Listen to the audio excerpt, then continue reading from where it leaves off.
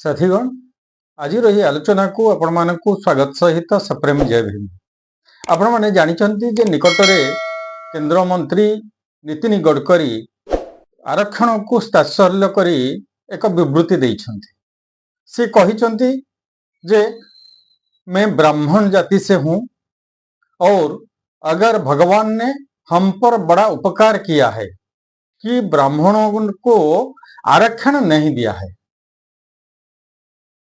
अर्थ से कहवा चाहूंती जे भगवान आरक्षण ब्राह्मण मान को देना अर्थात अब्राह्मण मान को आरक्षण देइछंती।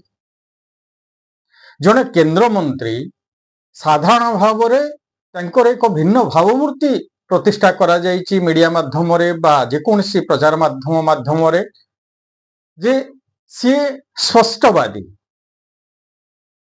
किंतु से जे एपरी जानी शुणी एपरी मिथ्या डाहा मिछ कहिबे ताहा विश्वास योग्य नुहे। किंतु जेहेतु से जो वर्गर प्रतिनिधित्व करुचंती से वर्गर वर्ग धर्म को से पालन करी एक निच्छक मिछ कथा को से समाज पाखरे तोली धरिछंती। कौन ना भगवान ने ब्राह्मणों को आरक्षण नहीं दिया, ये बहुत बड़ा उपकार है।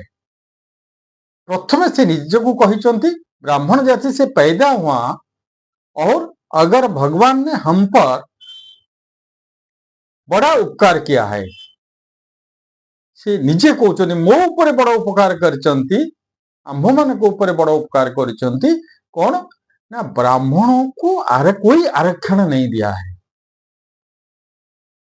ता अर्थ आरक्षण को एक प्रकार से तात्सल्य करिचंती एवं ब्राह्मणों को आरक्षण नहीं दिया है, निजर संपूर्ण समाज को आरक्षण दिया जाए ने बोली से कहउचंती। किंतु वास्तवता कौन? वास्तवता होची तथाकथित तंकर भगवान बा ब्राह्मण मानक द्वारा सृष्ट भगवान बा सी जो कथा कहउचंती जो ब्राह्मणों को आरक्षण भगवान देई नहंती बोली कहउचंती, एहा संपूर्ण सत्यर परिपंथी। जदि से भगवान किछि बा आरक्षण काहाकू देइचंती ताहा केवल निर्दिष्ट वर्ग को ही देइचंती एवं ताहा होउछि ब्राह्मण वर्ग। भगवान कौन सी दलित, कौन सी आदिवासी, कौन सी पछुआ वर्ग को कौन सी प्रकार आरक्षण देई नाहंती। एमाने तो आरक्षण पाइचंती संविधान लागू हबा परे अर्थात 1950 मसीहा जनवरी 26 तारिख रे। 1990 मसीहा परे ओबीसी मानकू बा पछुआ वर्ग मानकू आरक्षण मिलिछि। किंतु भगवान जेबेठू सृष्टि हेले, एमाने जेबेठू भगवान को सृष्टि कले, सी भगवान जो रिजर्वेशन व्यवस्था करिसंती ताहा केवल ब्राह्मण मानक पाए। सेथिपाई सी ताकू लुचेवा पाई, ये सत्य कथा को ये वास्तवता को लुचेवा पाई सी कहउचंती जे ब्राह्मणों को आरक्षण ने नहीं दिया।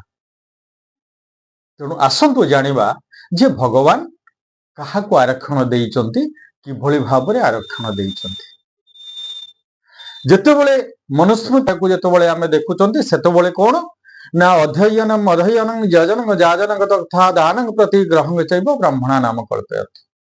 ब्राह्मण मानक पई स्वतंत्र आरक्षण सृष्टि करिसंती। कोन ना केवल अध्यापन करिवो, अध्ययन कर यज्ञ करिवो वा यज्ञ करैवो, दान नबो आ दान दबो।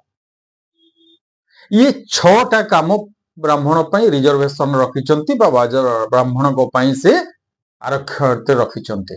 आ व्यतीत ब्राह्मण कौन कार्य करिवो नाही, कौन प्रकार शारीरिक कार्य करिवो नाही, कौन प्रकार श्रमयुक्त कार्य करिवो नाही। जदि श्रमयुक्त कार्य करे परवर्ती पर्याय मध्ये से करचंती ब्राह्मण देहरु जेते झालबिंदु भी रक्तबिंदु एवं झालबिंदु जदि पृथ्वी रे पतित होउची निपतित होउची ताहेले पृथ्वी को पाप लागिवो।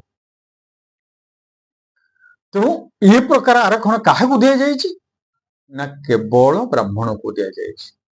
परवर्ती पर्याय से कहउचंती कोन ନା ଭୂତାନଙ୍ଗ ପ୍ରାଣୀନଙ୍ଗ ଶ୍ରେଷ୍ଠା ପ୍ରାଣୀନଙ୍ଗ ବୁଦ୍ଧିଜୀବୀ ବୁଦ୍ଧି ମତ୍ସୁ ନରା ଶ୍ରେଷ୍ଠା ନରେଶୁ ବ୍ରାହ୍ମଣ ସ୍ମୃତା।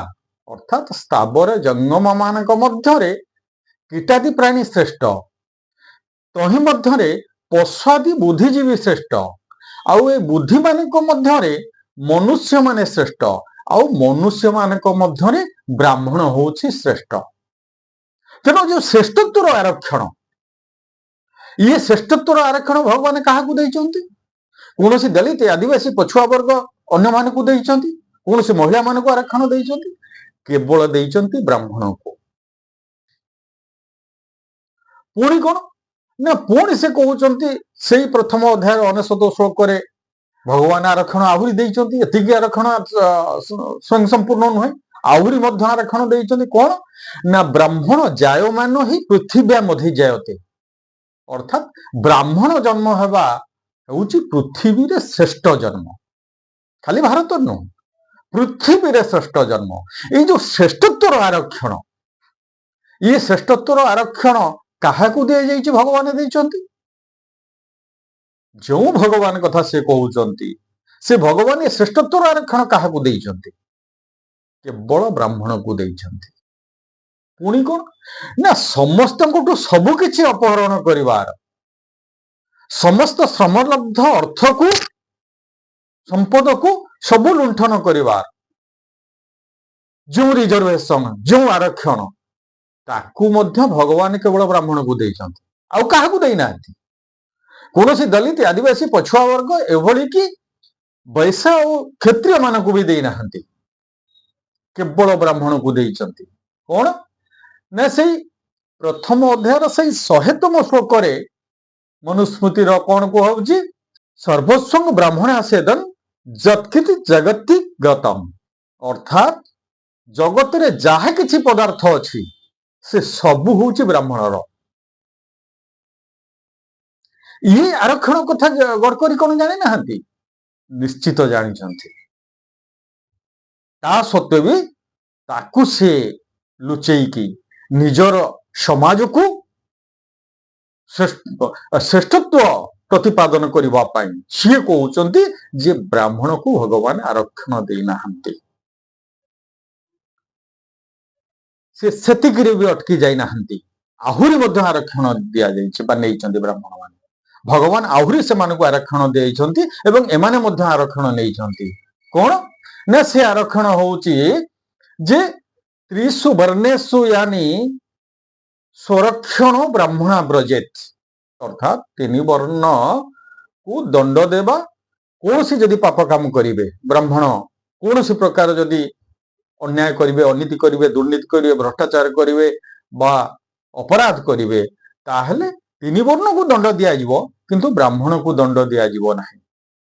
ପୁଣି ସେତିକିରେ ସେ କହୁନାହାନ୍ତି, ସେ କହୁଛନ୍ତି ଯେ ସେଇ 8ମ ଅଧ୍ୟାୟର 380ତମ ଶ୍ଲୋକରେ ମଧ୍ୟ ଏଇ କଥା କୁହାଯାଇଛି ଯେ ଅଜାତୁ ବ୍ରାହ୍ମଣ ହନ୍ୟଶ୍ଚବର ପାପେଶ୍ୱପି ସ୍ତ୍ରୀମତ। ଅର୍ଥାତ ସମସ୍ତ ପାପରେ ଲିପ୍ତ ହେଲେ ମଧ୍ୟ, ଶୁଣନ୍ତୁ, ସମସ୍ତ ପାପରେ ଲିପ୍ତ ହେଲେ ମଧ୍ୟ ବ୍ରାହ୍ମଣକୁ ହତ୍ୟା କରିବେ ନାହିଁ।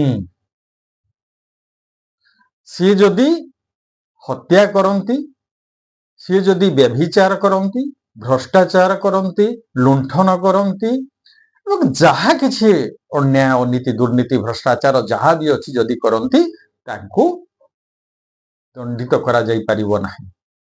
ଇଏ ଯୋଉ ସୁରକ୍ଷାର ଯୋଉ ଆରକ୍ଷଣ, ଇଏ ସୁରକ୍ଷଣ ଭ୍ରଷ୍ଟାଚାରୀକୁ ସୁରକ୍ଷା ଦେବାରେ, ଅନ୍ୟାୟକୁ ସୁରକ୍ଷା ଦେବାରେ, ଦୁର୍ନୀତିଖୋରକୁ ସୁରକ୍ଷା ଦେବାରେ, ହତ୍ୟାକାରୀକୁ ସୁରକ୍ଷା ଦେବାରେ, ଭ୍ରଷ୍ଟାଚାରୀକୁ ସୁରକ୍ଷା ଦେବାରେ ଯୋଉ ଆରକ୍ଷଣ, ସେ ଆରକ୍ଷଣ କାହାକୁ ଦେଇଛନ୍ତି? ନା କେବଳ ବ୍ରାହ୍ମଣକୁ ଦେଇଛନ୍ତି, ଆଉ କାହାକୁ ଦେଇନାହାନ୍ତି।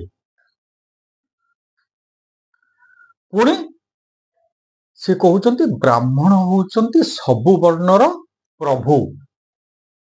10ମ ଅଧ୍ୟାୟର 3ତମ ଶ୍ଲୋକରେ ସେ କହୁଛନ୍ତି କଣ ନା ସଂସ୍କାରସ୍ୟ ବିଶେଷାତ ବର୍ଣ୍ଣାନାଂ ବ୍ରାହ୍ମଣ ପ୍ରଭୁ। ସବୁ ବର୍ଣ୍ଣ ମାନଙ୍କ ମଧ୍ୟ, ଅର୍ଥାତ ଯୋଉ ବ୍ରାହ୍ମଣକୁ ଛାଡ଼ିଦେଲେ ଆଉ 3 ବର୍ଣ୍ଣ ରହିଲା, ଏ 3 ବର୍ଣ୍ଣଙ୍କ ଭିତରେ ବ୍ରାହ୍ମଣ ହଉଛି ସେମାନଙ୍କର ପ୍ରଭୁ।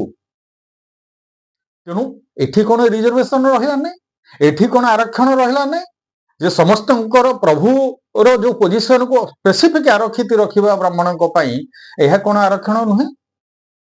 ତେଣୁ ଏ ଭଗବାନଙ୍କ ପ୍ରତି କିଭଳି ଭାବରେ ଦ୍ରୋହୀ ହଉଛନ୍ତି? ଯେଉଁ ଭଗବାନ ତାଙ୍କୁ ଏତେ ସବୁ କିଛି ଦେଇଛି, ଧନ ସମ୍ପଦର ଆରକ୍ଷଣ ଦେଇଛି, ସମ୍ମାନର ଆରକ୍ଷଣ ଦେଇଛି, ଆଧିପତ୍ୟର ଆରକ୍ଷଣ ଦେଇଛି, ସମସ୍ତ ଲୁଣ୍ଠନ କରିବାର ଆରକ୍ଷଣ ଦେଇଛି, ଭ୍ରଷ୍ଟାଚାର ଅନ୍ୟାୟ ଦୁରାଚାର ସବୁ କିଛି କରିବାର ଆରକ୍ଷଣ ଦେଇଛି, ତାପରେ ବି ଏମାନେ କହୁଛନ୍ତି ଯେ ଭଗବାନ କୌଣସି ପ୍ରକାର ଆରକ୍ଷଣ ବ୍ରାହ୍ମଣକୁ ଦେଇନାହାନ୍ତି। ପୁଣି ସମସ୍ତେ କିଭଳି ଭାବରେ ବ୍ରାହ୍ମଣଙ୍କ ସୁଖ ପାଇଁ, ବ୍ରାହ୍ମଣର ସ୍ୱାର୍ଥ ପାଇଁ ଜୀବନକୁ ବଳି ଦେବେ, ଆତ୍ମବଳି ଦେବେ। ସେଥିପାଇଁ ସେ କଣ କହୁଛନ୍ତି ଯେ ଗବାର୍ଥିବା ବ୍ରାହ୍ମଣାର୍ଥେ ସଦ୍ୟ ପ୍ରାଣନ ପରିତ୍ୟଜେ। ଗାଈ ଆଉ ବ୍ରାହ୍ମଣର ମଙ୍ଗଳ ପାଇଁ ତୁମେ ଯେତେ ଶୀଘ୍ର ପ୍ରାଣ ତ୍ୟାଗ କରିବ ସେତେ ଶୀଘ୍ର ତୁମର ସ୍ୱର୍ଗ ପ୍ରାପ୍ତି ହବ। ତେଣୁ ବ୍ରାହ୍ମଣକୁ ସୁରକ୍ଷିତ କରିବା ପାଇଁ, ବ୍ରାହ୍ମଣକୁ ସୁରକ୍ଷାର ଆରକ୍ଷଣ ଦେବା ପାଇଁ, ସେଥିପାଇଁ ଅନ୍ୟମାନଙ୍କୁ ଜୀବନ ତ୍ୟାଗ କରିବା ପାଇଁ ଭଗବାନ ତାଙ୍କୁ ବ୍ୟବସ୍ଥା କରିଛନ୍ତି। ଏବଂ ସେଇ କଥା ବୋଧହୁଏ ଗଡ଼କରୀ ଏବଂ ତଥାକଥିତ ବ୍ରାହ୍ମଣ ମାନେ ଭୁଲି ଯାଇଛନ୍ତି, ବ୍ରାହ୍ମଣ ସମାଜ ଭୁଲି ଯାଇଛି। ତେଣୁ ଭଗବାନ ଦ୍ରୋହୀ ଯଦି କେହି ହେବେ ତାହେଲେ ଏମାନେ ହବା କଥା। କାରଣ ଏମାନଙ୍କ ପ୍ରତି ଯେତିକି ଭଗବାନଙ୍କର ଦାନ ରହିଛି, ଯେତିକି ଦୟା ରହିଛି, ଯେତିକି ଅନୁକମ୍ପା ରହିଛି, ଏମାନେ ଭୁଲି ଯାଇଛନ୍ତି। ସିଏ ପୁଣି କଣ କହୁଛନ୍ତି ନା କେବଳ 3 ବର୍ଣ୍ଣର ମୂଳ ନୁହନ୍ତି, ବ୍ରାହ୍ମଣ ହଉଛି ଧର୍ମସ୍ୟ ବ୍ରାହ୍ମଣ ମୂଳାଗ୍ରମ। 11ତମ ଅଧ୍ୟାୟର 84ତମ ଶ୍ଲୋକରେ କହୁଛି ଯେ ବ୍ରାହ୍ମଣ ହେଉଛନ୍ତି ଧର୍ମର ମୂଳ। କେବଳ ଏମାନଙ୍କର ଶ୍ରେଷ୍ଠ, ବର୍ଣ୍ଣମାନଙ୍କ ମଧ୍ୟରେ ଶ୍ରେଷ୍ଠ ନୁହେଁ, ଧର୍ମର ମଧ୍ୟ ମୂଳ ହଉଛନ୍ତି ବ୍ରାହ୍ମଣ। ଏବଂ ବ୍ରାହ୍ମଣ ସମ୍ଭେବେ ନୈବ ଦେବାନାମପି ଦୈବତମ୍। 11ତମ ଅଧ୍ୟାୟର 85ତମ ଶ୍ଲୋକରେ କହୁଛନ୍ତି ଯେ ବ୍ରାହ୍ମଣ ଜନ୍ମରୁ ହିଁ ଦେବତା ମାନଙ୍କର ଦେବତା। କେବଳ ଇଏ ଦଳିତ, ଆଦିବାସୀ, ପଛୁଆ ବର୍ଗ, ବୈଶ୍ୟ, କ୍ଷତ୍ରିୟ ଏମାନଙ୍କର ନୁହନ୍ତି, ଦେବତା ମାନଙ୍କର ମଧ୍ୟ ଦେବତା ହଉଛନ୍ତି ବ୍ରାହ୍ମଣ। ତେଣୁ ଏହି ପ୍ରକାର ଯୋଉ ଆରକ୍ଷଣ ଦିଆଯାଇଛି ବ୍ରାହ୍ମଣଙ୍କୁ, ସେ କଥା ଏମାନେ ଭୁଲି ଯାଇଛନ୍ତି, ବା ଗଡ଼କରୀ ବିଶେଷ ଭାବରେ ଭୁଲି ଯାଇଛନ୍ତି। ଏବଂ ସିଏ କହୁଛନ୍ତି ପୁଣି ଯେ ସର୍ବସ୍ୟ ସର୍ବସ୍ୟ ଧର୍ମତୋ ବ୍ରାହ୍ମଣ ପ୍ରଭୁ, ଅର୍ଥାତ ବ୍ରାହ୍ମଣ ଏହି ସମ୍ପୂର୍ଣ୍ଣ ଜଗତର ଧର୍ମତ ପ୍ରଭୁ ଅଟନ୍ତି। ଏ ଆରକ୍ଷଣ କାହାକୁ ଦିଆଯାଇଛି? ଏ ଆରକ୍ଷଣ ଦେଇଛି କିଏ? ନା ତଥାକଥିତ ଭଗବାନ ଦେଇଛନ୍ତି। କାହାକୁ ଦେଇଛନ୍ତି? ନା କେବଳ ବ୍ରାହ୍ମଣକୁ ଦେଇଛନ୍ତି। ଏବଂ ପରବର୍ତ୍ତୀ ପର୍ଯ୍ୟାୟରେ ଏଇଭଳି ଭାବରେ ପ୍ରତ୍ୟେକ ଜିନିଷର ଯେଉଁ ଆରକ୍ଷଣ ବ୍ୟବସ୍ଥା, ତାହା କେବଳ ବ୍ରାହ୍ମଣକୁ ଦିଆହେଇଛି ଶହ ଶହ ବର୍ଷ ଧରି। ତେଣୁ ଏଇ ଆରକ୍ଷଣ ପାଇଲା ପରେ ସାମ୍ବିଧାନିକ ଯୋଉ ବ୍ୟବସ୍ଥା ହେଲା ଯେ ଅଲ୍ ଆର୍ ଇକ୍ୱାଲ, ତାକୁ ପରିଚାଳନା କରିବାର ସମ୍ପୂର୍ଣ୍ଣ ଅଧିକାର ରହିଲା ବ୍ରାହ୍ମଣ ନିକଟରେ। ଫଳରେ ଆଜିର ଦିନରେ ଶାସନ ହେଉ, ପ୍ରଶାସନ ହେଉ, ବିଚାରାଳୟ ହେଉ, ଗଣମାଧ୍ୟମ ହେଉ, ଶିକ୍ଷା, ଶାସନ, ସମ୍ପତ୍ତି ପ୍ରତ୍ୟେକ କ୍ଷେତ୍ରରେ 3.5 ଭାଗ ବ୍ରାହ୍ମଣ, 60ରୁ 62 ଭାଗ, 65 ଭାଗ, ବେଳେ ସମୟ ସମୟ ବା ଗୋଟେ ଜାଗାରେ 72ରୁ 73 ଭାଗ ପୋଜିସନକୁ ଦଖଲ କରିଛନ୍ତି। ଦଖଲ କରିବାର ମୂଳରେ କଣ? ନା ମୂଳରେ ରହିଲା ତଥାକଥିତ ଭଗବାନଙ୍କର ଏ ଆରକ୍ଷଣ।